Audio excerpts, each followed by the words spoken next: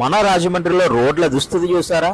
ఇసుక ఎక్కడ చూసినా ఇసుకే. చూడండి, ఇది 2 days back ILTD flyover visuals.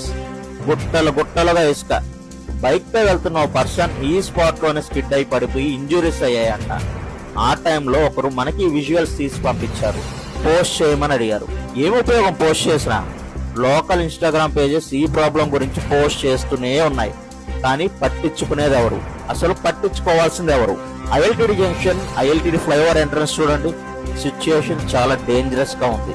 ఇక అటు ధవళేశ్వరం కోయర్ బోర్డు దగ్గర పరిస్థితి చెప్పక్కర్లేదు. ఒకవైపు రోడ్ అంతా పాడైంది. దీంతో వెహికల్స్ చూడండి, ఆపోజిట్ వేకు దగ్గరగా వెళ్లి మళ్ళీ ఈ వేలోకి వస్తున్నారు. వామ్మో, చూస్తుంటే గుండె జల్లుమనట్లేదు. ఇక్కడ సిచ్యుయేషన్ ఎంత రిస్కీగా ఉందా. ఇప్పుడు ఒక బస్సు ఎంత స్పీడ్ గా వస్తుందో చూడండి.